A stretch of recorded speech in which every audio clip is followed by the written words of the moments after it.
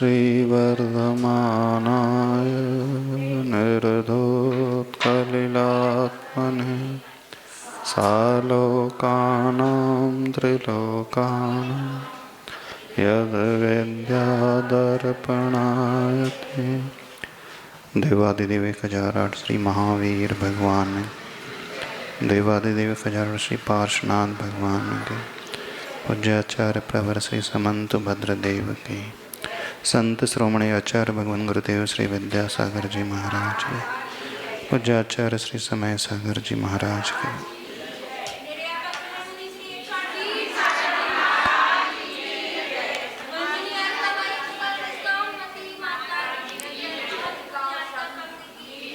संलेखना का अधिकार चल रहा है।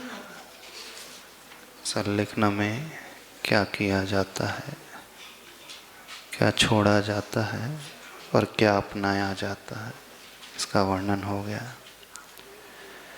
किसी भी कार्य की सिद्धि दो कारणों से होती है मुख्य रूप से। एक बाधक कारण का अभाव और दूसरा साधक कारण का सद्भाव। यदि हमें यह विश्लेषण करना आ जाए तो हम दुनिया में कुछ भी कर रहे हों, कोई भी प्रक्रिया अपना रहे हों, धर्म की, संसार की, बहुत अच्छे से हमें हर कार्य में सफलता मिल सकती है। क्योंकि यहाँ प्रसंग संलेखना का है। संलेखना के बाधक कारण कौन से होते हैं? अभी हमने पूरा पढ़ा। शोक, भय, अवसाद, स्नेह, राग, द्वेष, ये सब जो हैं बाधक कारण है, इनका अभाव होना चाहिए। दूसरा है साधक कारण, यानी जो उसमें सहयोगी होते हैं। तो साधक कारण क्या थे? भूल गए? क्या अपनाना?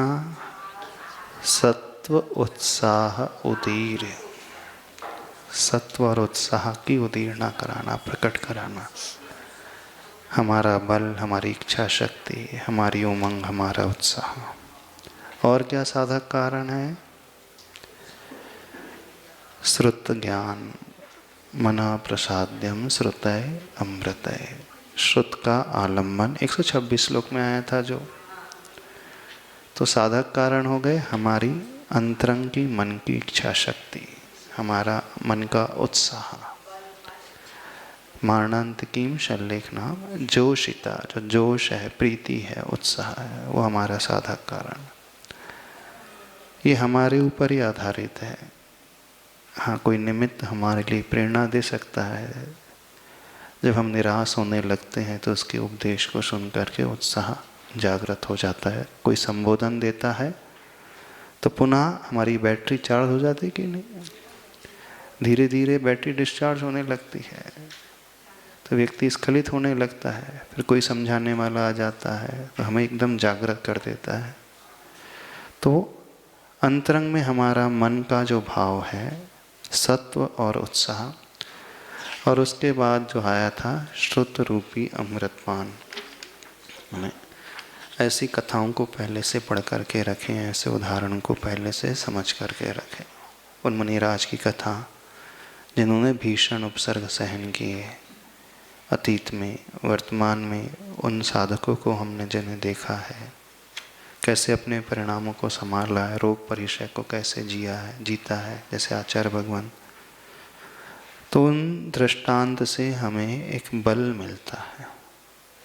ये हो गया था कषाय संलेखना के साधक और बाधक कारण। फिर काय संलेखना के साधक कारण, बाधक कारण क्या? तो आहार, कौन से आहार का गरिष्ठ आहार, रसों का त्याग, इसके सब बाधक कारण। और उसमें साधक कारण कौन से आए थे? खरपान, निर्विकृत पान पेय पदार्थ, वही साधक कारण है। और उसमें एक साधक कारण और आया था, पंच नमस्कार मन। पंच परमेष्टि में अपने मन को लगाना। ठीक है। अब थोड़ा सा और भी आ रहा है, और बाधक कारण का वर्णन आ रहा है संलेखना के अतिचारों के रूप में। श्लोक नंबर 129। जीवित मरणाशंसे भय मित्र स्मृति निदान नामानः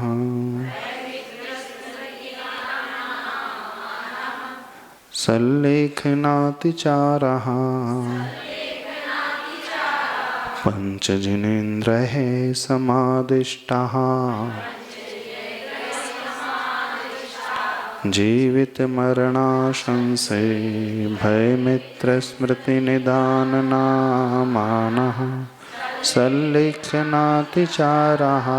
पंचजिनेन्द्रैः समादिष्टाः। 5 सल्लेखना के अतिचार है। जिनेन्द्र है समादिष्टा, जिनेन्द्र भगवान के द्वारा कहे गए हैं। यदि तत्वार सूत्र पढ़ा है उसमें भी एक सूत्र आता है। कौन सा सूत्र आता है? जीवित मरणाशंसा मित्रानुराग सुखानुबंध निदानानि। अब यहाँ पर भी 5 का उल्लेख आ रहा है। दोनों एक जैसे हैं कि कुछ अंतर है? वहाँ पे भी जाए था जीवित मरणाशंसा, यहाँ भी जीवित मरणाशंसा आ गया। वहाँ आया था मित्रानुराग सुखानुबंध और निदान। तो यहाँ पे कुछ आ रहा है। क्या आ रहा है? यहाँ एक अलग आ गया, भय आ गया। तत्वार सूत्र में भय नहीं आया था, वहाँ क्या आया था? सुखानुबंध। यहाँ भय आ गया। मित्रानुराग वहाँ आया था, यहाँ मित्र स्मृति। निदान भी वहाँ आया था, यहाँ भी निदान आया। बस एक अंतर हो गया। आचार्य समंतभद्र स्वामी जी भय के रूप में लिख रहे हैं और आचार्य उमा स्वामी जी ने सुखानुबंध। पहले कौन सा ग्रंथ हुआ लिखा गया? पहले कौन सा ग्रंथ? तत्वार सूत्र प्राचीन। उन्हीं की परंपरा में आचार्य समंतभद्र स्वामी जी हुए। आचार्य भगवान ने यहाँ भय को एक प्रकार से अतिचार के रूप में गिना है। अब पहले तो जीवित मरणाशंसे क्या कहलाता है उसके? समाधि भावना पढ़ते ना सभी। दिन रात मेरे स्वामी मैं भावना ये भाऊं, समय में तुमको। हाँ, जीने की हो ना इच्छा। इच्छा है? इच्छा जीने की हो ना इच्छा, मरने की हो ना वांछा। इच्छा इच्छा वांछा है महाराज जी। फिर बाद में मरने इच्छा है। अच्छा, क्योंकि वांछा तो कांक्षा में आएगी। वांछा कहो इच्छा कहो, भावार्थ दोनों का एक ही। क्योंकि यहाँ पे शंसा दोनों के साथ लिखा है। जीवित मरणाशंसा, मरने और जीवन के लिए शंसा का ही प्रयोग किया है, यानी इच्छा का ही प्रयोग किया है। उसके बाद क्या आया था समाधि भावना में? जीने की हो ना वांछा, मरने की हो ना इच्छा, और मित्र का राग को हटाना है। और क्या आया था?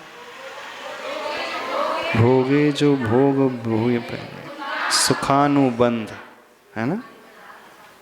सुखानुबंध है ना जो तत्वार सूत्र में आया। वहाँ पे भी भोगे न भोग उनका। हाँ हाँ, वैराग। हाँ, राग संपदा या पद इंद्र का नाचार। पूरी उस भावना में 5 अतिचारों का ही वर्णन है।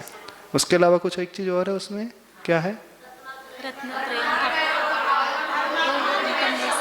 नहीं, एक बीच में और आता है। नहीं, नहीं वेदना सतावे। कहाँ आता? पहले आता है। कहाँ आता? धर्मात्मा निकट हो। नहीं, धर्मात्मा निकट हो, चर्चा धर्म संबंध। नहीं, वेदना नहीं वेदना सतावे। कहाँ आता है?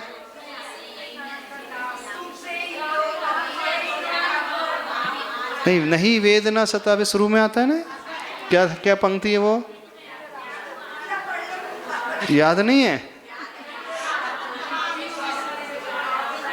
नहीं वेदना सतावे कहाँ आता है? उन जागे नहीं कषाय, नहीं वेदना सतावे। बस बस बस बस इतना इतना। नहीं वेदना सतावे, हमने शायद पहले कहा था इस विषय को। हाँ, ये जो भावना है थोड़ी सी गलत भावना है। नहीं, नहीं वेदना सतावे, थोड़ी सी गलत भावना है। सतावे, वहाँ पे भावना की जा रही कि मुझे वेदना उत्पन्न ना हो, कष्ट इतना ना हो, वेदना मुझे सताए ना। ये ठीक नहीं है, भावना से सुधार लेना थोड़ा सा। ये हमें नीचे की ओर ले जाने वाली भावना है, कायर बनाने वाली भावना है ना। हम क्या कामना कर रहे हैं, भगवान हमारे लिए अंत समय में वेदना नहीं आना चाहिए, रोग नहीं होना चाहिए, ये भावना कर रहे हैं। कष्ट नहीं होना चाहिए शरीर में, नहीं वेदना सतावे, ये जो कामना की जा रही है सही कामना नहीं है। इससे व्यक्ति के भीतर डर पैदा होगा। होना ये चाहिए, चाहे वेदना कितनी भी सतावे मैं उसे समता से सहन कर लूँ, ऐसा भाव होना चाहिए। हाँ, नहीं है तो ये भावना भावोगे हमेशा, तो हमेशा वो आपको कमज़ोर बना देगी, और वेदना आ जाएगी तो फिर सहन नहीं कर पाओगे, क्योंकि आपने वेदना को सहने की तो भावना नहीं बदलाई। आपने कौन सी भावना भाई, भगवान वेदना नहीं सताना चाहिए, विघ्न नहीं सताना चाहिए, और वेदना हो गई तो, और प्रायः वेदना होती ही है। हमने किसी को भी नहीं देखा अभी तक इतनी समाधि देखी कि उसको पीड़ा ना हो रही हो अंत समय में। प्रायः होती ही है, रोग की वेदना, भूख की वेदना, प्यास की वेदना, जोड़ों के दर्द की वेदना, हड्डी की वेदना, ठंड की वेदना, गर्म की वेदना। तो थोड़ा सा उसमें सुधार कर लेना आप लोग। कर लोगे ना, सुधार ये कर लेना। वेदना चाहे कितनी भी हो, प्रभु इतनी शक्ति देना कि मैं उस वेदना को सहन कर पाऊं, ऐसी भावना करना। हाँ, किसने लिखी है? शिवराम। शायद वो जन्म से अंधे थे, शायद सुना था ऐसा, जो लेखक थे शायद सुना था कि जन्मांध थे, उन्होंने ये भावना लिखी, ऐसी कुछ। तो बात चल रही थी 5 अतिचारों की। जीवित मरणाशंसी, जीने की और मरने की आशंसा। आशंसा है यानी आकांक्षा। आकांक्षा कहो, आशंसा कहो, इच्छा कहो, वांछा कहो, सब एक अर्थवाची है। पहला अतिचार होता है जीने की इच्छा नहीं होना। होता है? नहीं होता? हो जाता है, क्योंकि मरना तो कोई चाहता नहीं। ऐसा लगता है थोड़ा और जी लूं। आचार्य श्री हमेशा एक ही बात कहते थे, जब भी गुरुदेव से कोई संकेत मांगता था, उनकी संलेखना चल रही है, अथवा आचार्य श्री जब किसी को संबोधन करते थे, तो एक बात हमेशा कहते थे, हाँ 5 अतिचार नहीं लगाना। इसकी विशेष रूप से बात कहते थे, हर एक साधक के लिए कहते थे। हाँ, उनसे कहना जीवित मरना संसार, ये सूत्र याद रखो। कई लोगों, क्योंकि आचार्य भगवान का अनुभव है, ये अतिचार लग ही जाते, या तो जीने की इच्छा हो जाती है अथवा मरने की इच्छा हो जाती, जल्दी जी लूँ, जल्दी मर जाऊं, अथवा जीने की इच्छा हो जाती है, अभी तो थोड़ा और जी लूं, और जी लूं।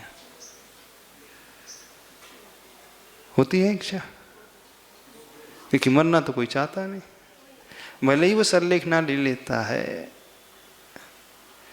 और यदि शरीर अच्छा है, जैसे 12 वर्ष की कोई सरलेख ना ले लेते पहले से, और जब देखा कि शरीर तो अभी क्रश हुआ ही नहीं है, तो फिर विकल्प शुरू हो जाता है। इसलिए आचार्य जी हमेशा मना करते थे, अभी पंचम काल में 12 वर्ष का संकल्प नहीं लेना चाहिए।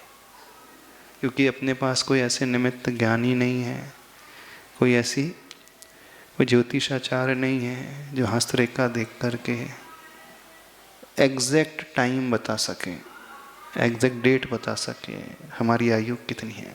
लगभग तो सब बोलते हैं,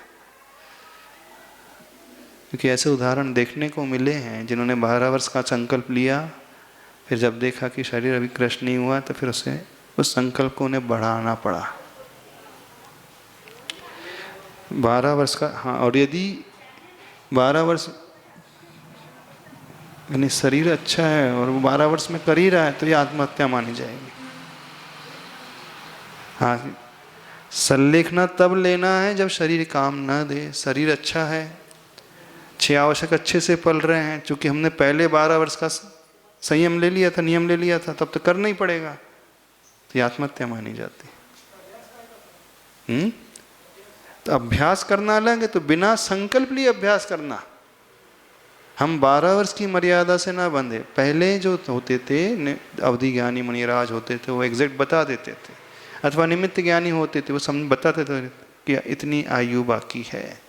पर अभी परफेक्ट बताने वाला कोई नहीं। अच्छे को देखा है जिन्होंने मर्यादा का फिर उल्लंघन किया, फिर एक्सटेंड कर दिया, बढ़ाया।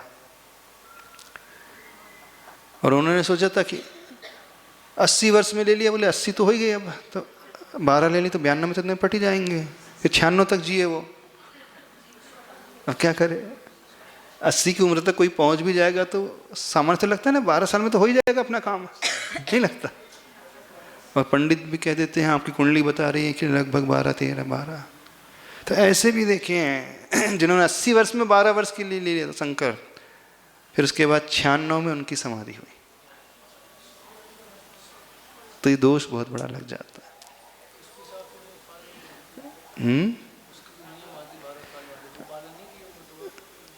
तो इस कारण अभ्यास करना चाहिए, लेकिन संकल्प 12 वर्ष का नहीं लेना चाहिए।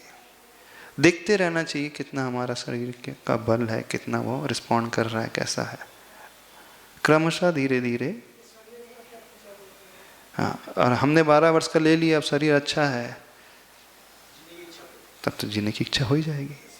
ये अतिचार रह जाएगा वहाँ पे। अभी शरीर बढ़िया है, अभी की उम्र हूँ,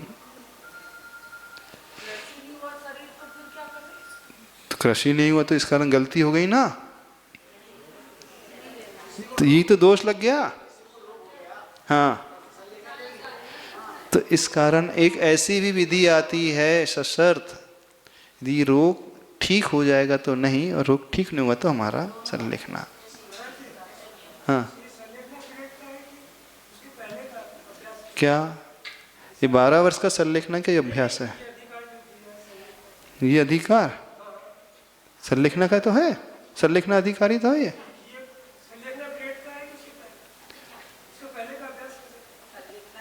अभी तो अपन पढ़ रहे हैं, तो अपने जीवन में घटाना है। जब उम्र ढलने लगे तो 12, 13, 14 वर्ष पूर्व ही अपनी साधना ऐसी शुरू कर देना है। ये है उसी समय का तो है।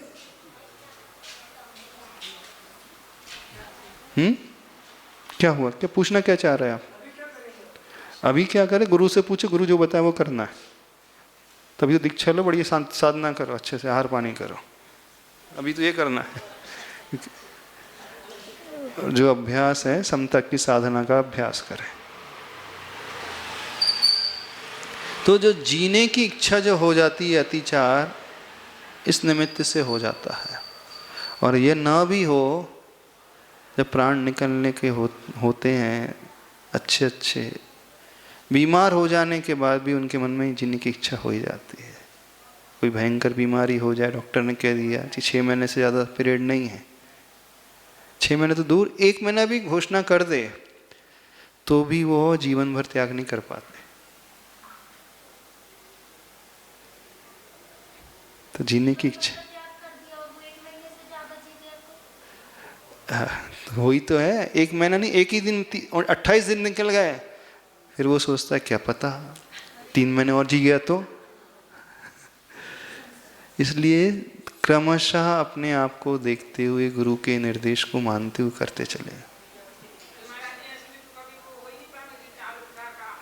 वो गुरु महाराज बताते, गुरु महाराज सब जानते हैं। नहीं, तो मोह इतना ज़्यादा जागृत हो जाता है कि वो जीवन भर को नहीं त्याग पाता, उसे जीने की इच्छा हो जाती है, इस कारण त्याग नहीं पाता। शरीर में शक्ति नहीं है, वो जान रहा है, लेकिन अंदर की इच्छा समाप्त नहीं हो रही है, तो अतिचार लग जाता। मान लीजिए उसने छोड़ दिया जीवन भर के लिए, अब फिर मोह जागृत हो गया, अभी नहीं मरना है, जहाँ मुझे भोजन करना है, मुझे पानी पीना है, अभी मैं नहीं मरूंगा, अभी मुझे लगे नहीं रहा मैं मरूंगा, तो एक जीने की आकांक्षा हो जाती है, ये अतिचार। और दूसरा अतिचार मरणाशंसे, मरने की इच्छा। ये अतिचार भी बहुत अधिक लगता है, जीने की इच्छा से ज़्यादा अधिक खतरनाक मरने की इच्छा। हाँ, और वेदना के कारण लगता है। तीव्र वेदना जब होती है तब लगता अब तो संलेखना दिला दो, बुखार भी आ जाए, मूर्छित जैसे होने लगे, टेम्परेचर बहुत बढ़ने लगे, हाथ पैर दर्द देने लगे, कमर दर्द देने लगे। हफ्ते के बुखार में कई लोग भावना मानने लगते अब तो संलेखना ले लेना चाहिए। हाँ नहीं, मर जाए तो नहीं, संलेखना ले लेना चाहिए। हाँ हाँ, मरने के भी भाव आ जाते, बीमारी में, वेदना में ये भाव आ जाते सबसे ज़्यादा। तो ये वाली भावना जो नहीं वेदना सतावे, ये गलत वाली भावना है। यहाँ फिर मरना संसा की इच्छा की ओर वो पहुँच जाएगा। वेदना नहीं सतावे और वेदना हो रही है, फिर वो भाव करेगा कि जल्दी मरूं। कई लोग बोलते हैं ना, हे भगवान उठा ले। हाँ, किसी को पैरालिसिस हो जाए, नहीं पैरालिसिस हो जाए पूरा, हाथ पैर चल ही नहीं रहे, बेड पर ही है वो, सारी क्रियाएं शुद्धि आदि सब वो बेड पे करना है, पाटे पे करना है, सेंसेशन ही नहीं बचा, फिर लगने लगता।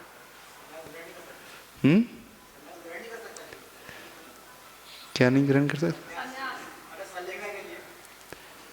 नहीं तो संलेखना तो ले लिया है, ये तो उनके अतिचारों की बात चल रही, जिसने संलेखना ग्रहण कर ली वो छपक हो गया है और संलेखना के संस्तर पर आरूढ़ हो चुका है।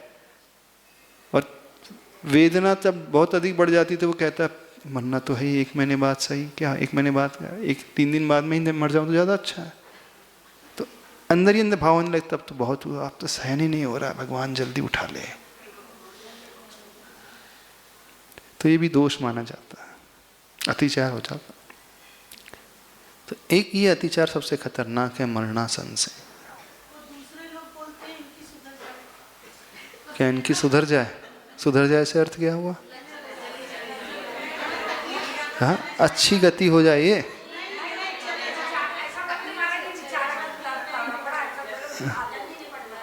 बिल्कुल नहीं बोलना चाहिए, उसको तो ढांढस बनाना चाहिए, कुछ नहीं होता है, कर्म का उदय, अब क्या करो। यदि हमने भावना बाहर ली कि जल्दी निपट जाएं, तो जो बचा हुआ कर्म भुगतना तो पड़ेगा ही बाद में। यदि मर भी जाए जल्दी तो और नया अशुभ कर्म और बांधेंगे। समय से पहले हम मरने की इच्छा कर रहे हैं तो वो क्या कहलाती है? आत्महत्या। आत्महत्या कहलाती ना, वो आत्महिंसा। तो स्वयं की हिंसा की भावना कर रहा है वो जीव, तो नियम से असाता वेदनी कर्म का आश्रव करेगा। नहीं, हम अभी तो अपन स्वयं की बात कर रहे हैं। हम भावना भा रहे हैं कि जल्दी उठा ले भगवान, तो क्या हो गया? आत्महत्या ही तो है एक प्रकार से। हाँ, ये जल्दी उठ जाए, नहीं ये भावना भाना तो ठीक है कि इसके कष्ट कम हो जाए, ये तो बोलना चाहिए भावना, इसके कष्ट नहीं, अथवा इसे इतनी शक्ति मिल जाए कि कष्टों को अच्छे से सहन कर सके, ये भावना तो भाना चाहिए। या तो इसके कष्ट कम हो जाए, दुख कम हो जाए, अथवा इसकी शक्ति इतनी बढ़ जाए कि इन कष्टों को वो समता से झेल सके, ये भावना भाना चाहिए। न कि ये भावना भाना चाहिए जल्दी निपट जाए, जल्दी सुधर जाए।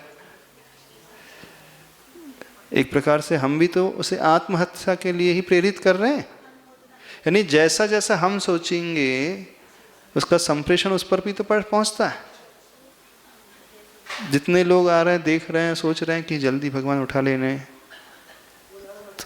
इतने सारे लोगों का संप्रेषण वहाँ तक पहुँचेगा, फिर वो भी भावना मान लेगा कि हाँ जल्दी उठा ले, तो आप निमित्त बन गए, उसमें अनुमोदना हो गई, आत्महत्या में नहीं हो गई। तो ये असाता वेदनी कर्म के आश्रय का हेतु हो जाएगा। तो जब हम ये भावना बातें जल्दी उठा ले तो एक नया असाता वेदनी और बांध लेते हैं और वो पीड़ा और पैदा करता फिर। और हम कह रहे हैं कि समता से सहन कर ले, तो साता वेदनी कर्म का आश्रय होगा तो हमारी शक्ति को बढ़ाएगा।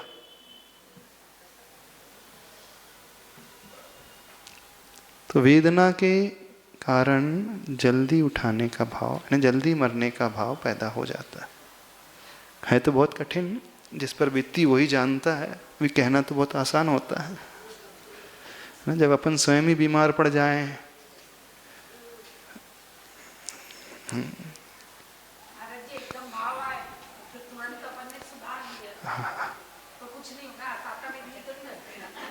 नहीं सुधार लिया तो उसमें जो असाता बांधा था पश्चाताप कर लिया, उसकी कमी हो गई, इसकी इंटेंसिटी घट जाएगी। जैसे राजा श्रेणिक ने 7वें नरक की आयु बांधी, फिर पश्चाताप किया तो घटा लिया। तो जो भाव किया था उससे असाता वेदनी तो बांध लिया, फिर पश्चाताप किया तो उसकी स्थिति और अनुभाग थोड़ा कम हो जाएगा। ये हो जाएगा उसमें बन तो गए। भाव करने से कर्म तुरंत बनता ही है, पश्चाताप करने से उसका अनुभाग कम हो जाएगा। जैसे 33 सागर से 84,000 वर्ष घटा लिया उसने। तो करना तो चाहिए, यदि गलती हो भी जाए तो पश्चाताप तो करना ही चाहिए। यदि पश्चाताप नहीं करेंगे तो उतना ही बना रहेगा। हाँ होता है, सबके साथ होता है, जिस पर बीतती है वो जानता है कैसे हो रहा है। क्योंकि वेदना तो उसे ही हो रही है, सहन तो उसे ही करना है। चारों तरफ के लोग थोड़ा सा संबोधन दे सकते, उससे ज़्यादा वो कर तो कुछ कर सकते नहीं, वही आवृत्ति करेंगे, पर उसकी वेदना को एकदम से हर नहीं सकते। तो अपने को भी कहने में आसानी अलग से लगता, अच्छा लगता कि ऐसा करना चाहिए, मरने की इच्छा नहीं करना चाहिए, लेकिन अपन स्वयं ही समझेंगे जब अपने पे बीतेगी क्या होगा, अपने विचार कैसे आते। बिल्कुल नहीं लगाना चाहिए। आचार्य श्री हमेशा मना करते थे, जिनको नियुक्त किया 2, 3, 4 बस वे ही लोग रहें, जिन्हें भी आना एक एक करके आए और देख करके चले जाएं, और सारे लोग संबोधन देने वाले ना बन जाए। होता है यह हर व्यक्ति पंडित बन जाता है, नमोकार मंत्र पढ़ो, बोलो अरियन सिद्ध बोलो ओम ओम, शुरू हो जाता है, तो सब उस समय विद्वान बन जाते हैं, क्योंकि सबको पता है यही तो करना है, यही तो बोलना है। बोलो ओम बोलो, अरियन सिद्ध बोलो, सबको याद हो गया, नमो अरियंताणम बोलो, हाँ ये त्याग कर दो, वो क्या दो त्याग कर दो। आचार्य श्री एक बात बोलते थे, उस समय सुनने की भी शक्ति कम हो जाती है, कोई सुनाता है तो भी पीड़ा होती थी। जैसे हम बीमार पड़ जाएं, कोई आसपास में बहुत लाउड स्पीकर बजा रहा हूँ तो वेदना होती थी कि नहीं? हाँ? कोई चिल्ला रहा है, हम बैठे हैं तो हमें पीड़ा होती कि नहीं? अब वो उसकी शारीरिक शक्ति इतनी कम हो जाती है, 2 लोग भी आपस में भी बात कर रहे हैं तो वो सहन नहीं कर पाता वो साधक, वो तो सिर्फ चाहता है शांत रहे। अच्छा सी एक बात और कहते थे, ज़्यादा सुनाना भी नहीं चाहिए, ज़्यादा संबोधन भी नहीं देना चाहिए, उसको थोड़ा सा चिंतन करने देना चाहिए। क्योंकि हम संबोधन, हमको लग रहा है हम अच्छा काम कर रहे हैं, लेकिन उसका वो संबोधन उसको पीड़ा पहुंचा रहा है। जैसे बादाम का हलवा शरीर के लिए बहुत अच्छा होता है, तो क्या दिन भर खिलाते रहे बादामी हलवा खिलाते रहे कि दिन भर? लेकिन शरीर के पौष्टिक होता है, बलशाली होता है, तो मात्रा में होता है ना। अच्छा श्री खाई को लिखना, अति मात्रा में पथ्य भी कुपथ्य लगे, मात्रा मासी हो। माँ जिस प्रकार मात्रा जानकर के बच्चे को खिलाती है, तो वो उसके लिए स्वास्थ्यवर्धक होता है भोजन। ऐसे ही संबोधन की मात्रा भी अधिक नहीं होना चाहिए। अधिक मात्रा में उपदेश भी कठोर सा लगने लगता है। एक तो लगता है कि अरे मुझे ही समझाने आ गया, मैंने तो तुमको समझाया था हाँ सब कुछ तो मैंने सिखाया, मुझे पढ़ाने आ गए आप लोग। हाँ तो वो भी सहन नहीं हो पाता है उसे, और जो आए सलाह देने लगे तो वो भी बर्दाश्त नहीं कर पाता है। तो जो नियुक्त किए जाते हैं बस वे ही लोग उन्हें संबोधन दें, वे ही समझाएं। सबको लगता है कि हम पुण्य का काम कर रहे हैं, क्योंकि सबने सुन के रखा है वैयावृत्ति अच्छी से करना ही चाहिए छपक की, तो बोले हमारी वैयावृत्ति तो यही, हम संबोधन दे रहे हैं। संबोधन भी वही दे जो स्वयं अपने जीवन में उसे पालता हो। खुद तो कुछ पाले नहीं और संबोधन देने बैठ जाओ उसे, और वो देखता है इसके कुछ कुछ नियम तो है नहीं, मुझे समझा रहा है ये नहीं करना वो नहीं करना। तो उपदेश भी वो दे जो स्वयं उसके अनुसार जीवन को बना करके चल रहा हो, और जो बहुत विनम्र वाणी बोलने वाला हो, बहुत पोलाइट तरीके से, बहुत धीरे धीरे, ऐसा नहीं जैसे पत्थर फेंक रहा हो। जिसके मुख से कठोर शब्द निकलते हैं वो ना बोले, अथवा जिसके सुस्वर का नाम कर्म का उदय नहीं है। कुछ लोग होते हैं उनके दुस्सर नाम कर्म का उदय है, भली बातें बहुत अच्छी कर रहे हैं लेकिन दुनिया पसंद नहीं करती, होते हैं ना। बातें अच्छी बता रहे हैं लेकिन वो लाइक ही नहीं करती वो। और कुछ ऐसे होते सुस्वर नाम कर्म का, वो नमोकार में बोलेंगे तो बड़ा अच्छा लगता है। तो ऐसा व्यक्ति संबोधन करे जिसकी वाणी इस प्रकार की हो, कर्णप्रिय हो, जिसे सब लाइक करते हो, तो वो छपक भी उसे सुनना पसंद करता। इवन तीर्थंकर भक्त 13वें गुण स्थान में भी दुस्वर नाम कर्म का उदय हो सकता है। 13वें गुण स्थान में जो केवली बन गए, उनके उपदेश को कोई सुने ना, सुनना ना चाहे, ऐसा भी हो सकता है। होता है। तीर्थंकर की बात नहीं कर रहे, सामान्य केवली की बात कर रहे। भले ही हमारी साधना बहुत अच्छी है, हमारा उद्देश्य बहुत अच्छा है, हम बात भी अच्छी ही कर रहे हैं, वो सब सही है आपकी जगह, लेकिन यह भी तो देखिए सामने वाला सुनना चाह भी रहा है कि नहीं।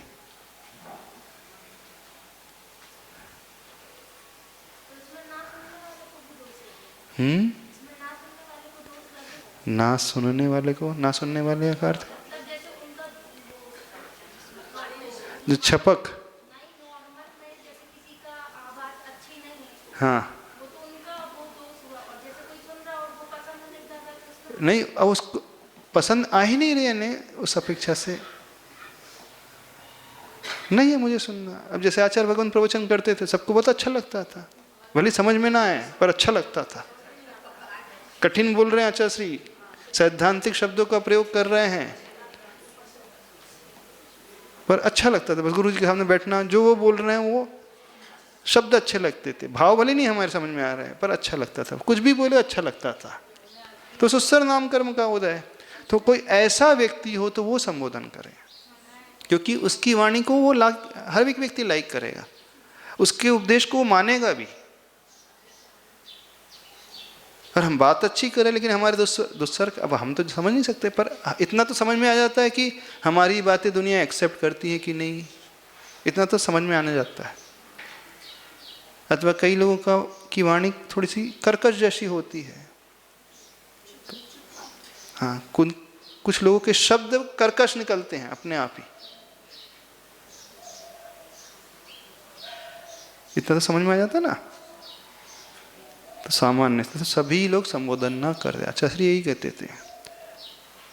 और उसमें आया भगवती आराधना में संबोधन करने के लिए वे ही मुनिराज नियुक्त किए जाते थे जो बहुत अच्छा बोलते, मीठा बोलते, विनय से बोलते, धैर्यशाली होते। सबको संबोधन का अधिकार होता भी नहीं था। क्यों? क्योंकि वह अवस्था और एक बालक की अवस्था बिल्कुल एक जैसी हो जाती है। बालक को कितने प्यार से बोल करके समझाया जाता है, एक ही शब्द को बार बार बोल करके समझाया जाता है। धैर्य जो रखती है माँ वही अच्छे से पाल सकती। तो वृद्धावस्था का काल और बालक अवस्था का काल दोनों एक जैसा रहता। जैसे बालक को आवश्यकता है वात्सल्य की, विनय की, प्रेम की, केयरिंग नेचर की, वैसे ही वृद्धों को भी आवश्यकता होती, नहीं होती? तो वेदना शब्दों से भी होती है, शरीर से ही नहीं होती, अपने शरीर से, दूसरों के शब्दों से भी वेदना होती है। एक ध्वनि प्रदूषण क्या होता है? ध्वनि प्रदूषण क्या कहलाता है? जोर जोर से बोलना, अपशब्द बोलना। जैसे स्कूल होती है वहाँ का ना हॉर्न, नो हॉर्न जोन होता है, हॉर्न यहाँ ना बजाएं, कृपया यहाँ हॉर्न ना बजाएं, क्योंकि स्कूल है, यहाँ शांतता रखें। ऑपरेशन थिएटर होता है, वहाँ शांत रहना पड़ता है, वहाँ ज़्यादा भीड़ भाड़ ना हो, ऐसा है। तो मरने की इच्छा शारीरिक वेदना से होती है मूल रूप से तो, अथवा आसपास की वातावरण से भी हो सकती है, लोगों के व्यवहार से भी हो सकती है। खैर निमित्त चाहे कुछ भी हो, चाहे स्वकृत हो परकृत हो, कुल मिलाकर के ये अतिचार मरने का की इच्छा वाला अतिचार नहीं लगाना है। होता बड़ा कठिन है सहन करना, क्योंकि दुख के दिन बड़ी कठिनाई से निकलते हैं। एक एक सेकंड, जैसे जब बहुत बीमारी हो जाती है, पीड़ा होती है, बाजू में घड़ी रहती है, रात को लगी रहती है, उठ के देखते हैं अभी तो 11 ही बजे, ऐसा लगता है बहुत समय हो गया होगा, फिर देखते हैं 11:15 बजे। एक एक मिनट एक एक घंटे की भांति निकलता है, लगता क्या है बहुत घंटे हो गए। वेदना में समय ही नहीं बीतता है, और अनुकूलता में घंटे भी मिनटों की में निकल जाते हैं। तो रात्रि के समय, उस समय बड़ी वेदना होती है, तो उस समय भी इसे सहन करना। भले ही वो पीरियड संलेखना का 1 महीने का है, पर लगता है ऐसा वर्षों से चल रही हो, ऐसी प्रतिकूलता होती शरीर में। तो मरने की इच्छा नहीं करना। तो अभी कैसे संभव हुआ कि हमारे मन में इच्छा पैदा ना हो मरने की? एक बात बताई थी, आपको याद है? मरने से पहले मरने का अभ्यास किया करो। हाँ, एक नियम लिया है ना सबने, मरते समय हंसेंगे। हाँ, चेहरे पे मुस्कुराहट रहेगी। हाँ, नहीं, स्वयं के मरण में हंसेंगे ये कहा, ये नियम रहेगा तो याद आ जाएगा। तो अच्छा, उनको क्रोध नहीं करना है, विकल्प नहीं करना है, दुखी नहीं होना है, कराहना नहीं है, मुस्कुराहट रखना है चेहरे पे। मरने की बात चल रही है अभी, तो सरलेखना के काल की बात। यदि हम ये नियम ले लें और बार बार इस नियम को याद करें, तो हो सकता है उस समय याद भी आ जाए हमने नियम लिया है। याददाश्त चली जाती है, सबकी याददाश्त नहीं जाती, स्मरण शक्ति कम हो जाती, ये बात अलग है, लेकिन याददाश्त नहीं जाती।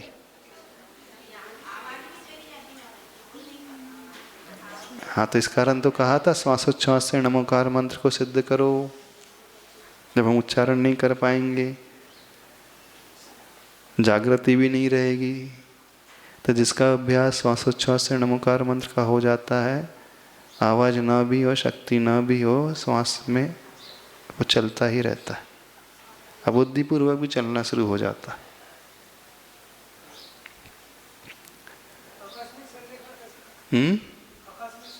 आकस्मिक संलेखना, विहार कर रहे हैं, एक्सीडेंट हो जाए तो,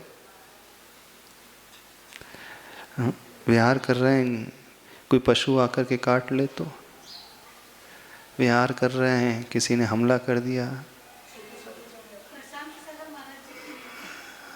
हाँ, अचानक रात्रि के समय हार्ट अटैक हो जाए एकदम, नहीं, जो सोते सोते चले गए तो वो तो बात ही अलग है, लेकिन हार्ट अटैक हो गया, बहुत दर्द होने लगा एकदम से सीने में, तो हमें लगने लगा, तो फिर उस समय अपनी तैयारी होगी तो बैठ जाएंगे।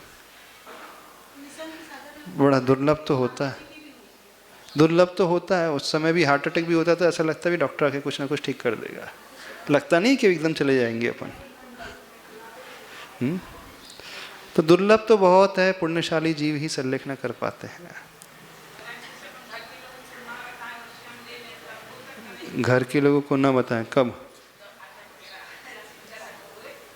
हाँ, कुछ भी अचानक आकस्मिक, नहीं तो घर के लोगों को ये बता करके रखो ना, चाहे कैसी भी परिस्थिति हो, अंत समय में हमें गुरुओं के पास, पंच परमेष्टि के पास लेकर के जाना, हॉस्पिटल नहीं ले जाना। यदि समझने में आ जाए ऐसी बीमारी होने लगे, अब आकस्मिक की बात नहीं कर रहे, जब वृद्धावस्था ढलते ढलते पहुंच गई है, उस समय 80 जिसने क्रॉस कर लिया है, 85 क्रॉस कर लिया है, अब कोई रोग हो गया है, तो परिवार के लोग मोह के कारण तो हॉस्पिटल लेके जाएंगे। अच्छा, लोग क्या कहेंगे? हाँ हाँ, तो ये धारणा पहले से मजबूत रख रखो अपनी और परिवार की भी, सबकी, कि कोई हमें